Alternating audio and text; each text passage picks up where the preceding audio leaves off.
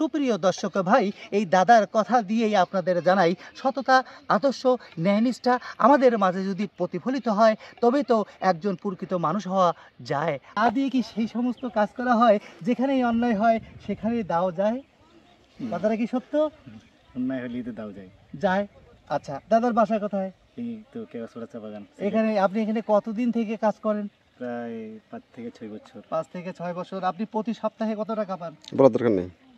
প্রায় 1300 টাকা, 1320 টাকা। 1320 টাকা পান। এতে আপনি খুশি না বেজার? খুশি। সারাদিন তো এত সুন্দর অপরূপ দৃশ্যের মাঝে ঘোরেন এবং প্রকৃতি। ও, আপনি দাদা 1320 টাকা পেয়ে আপনি এখন কেমন খুশি বোধ করছেন? দাদা, আপনি এই 1320 টাকা পেয়ে তো খুব খুশি বললেন। হ্যাঁ, সুপ্রিয় দর্শক ভাই, এই দাদার কথা কিন্তু আপনাদেরকে শোনাই, যিনি বললেন 1320 টাকা নিয়ে তিনি সুখী বোধ করেন। আর যারা লক্ষ লক্ষ টাকা ইনকাম করেন তারা কি এই সুখটা তাদের মাঝে বিচরণ করতে পারেন?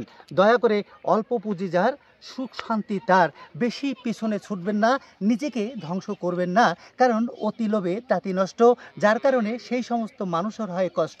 সুপ্রিয় দর্শক ভাই, এই দাদার কথা দিয়েই আপনাদের জানাই, সততা, আদর্শ, ন্যায়নিষ্ঠা আমাদের মাঝে যদি প্রতিফলিত হয় তবে তো একজন প্রকৃত মানুষ হওয়া যায়। গাছ কেটে করেন ধ্বংস, পরিবেশ হবে না কখনো নষ্ট।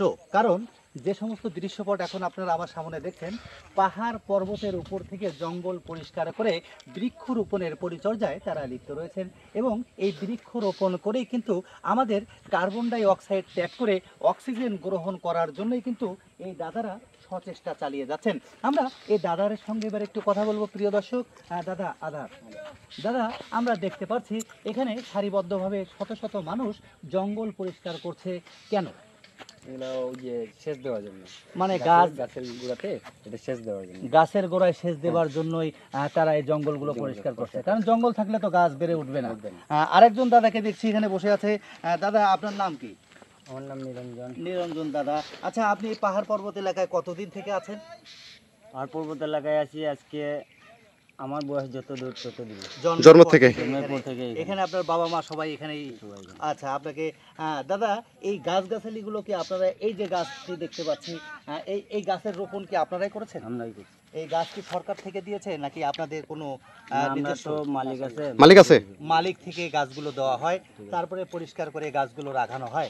সুপ্রিয় দর্শক ভাই, আমরা এই গাছের কথা কিন্তু জানাই সদা সর্বদাই। আমরা এই গাছ নিয়ে যেমন বাংলাদেশের আনাচে কানাচে ঘুরে বেড়াই, আমরা এই গাছ থেকে কিন্তু অক্সিজেন পাই। আমরা কার্বন ডাই অক্সাইড ত্যাগ করে কিন্তু গাছ পরিচর্যার কাজে সবাই লিপ্ত হইয়া যাই। আমরা পরিশেষে আর কিছু বলতে না পাই। আজকে চা বাগান থেকে আমি মোহাম্মদ কামরুল হাসান শান্ত বিদায় নিলাম। ভালো থাকুন। আসসালামু আলাইকুম ওয়া রাহমাতুল্লাহ।